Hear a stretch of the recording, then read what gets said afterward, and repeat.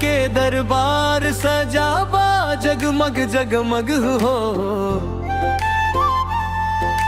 घंटा घड़ियाल बाजे गूंजे हरदम हो।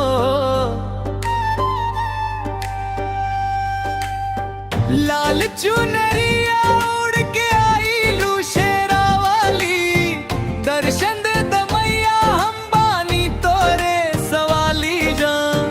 जय जय बोले गाँव नगरिया, गूंजे जयकारा। आ जई मैया अखियां तरसे, कर दस उधारा।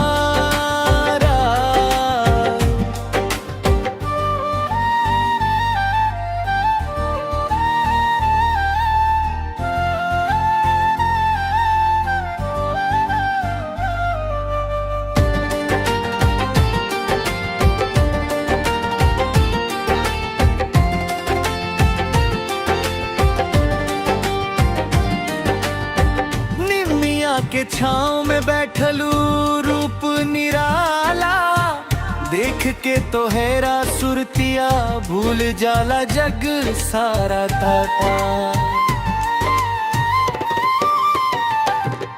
तेरे नाम के ज्योति जले दिल में हर घड़ी, भक्तन के नैया पार लगावे मैया बड़ी दयालु बड़ी।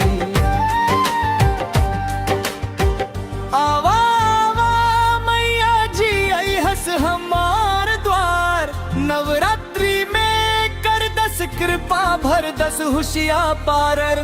जय माता दी के नारा लागे हर गली हर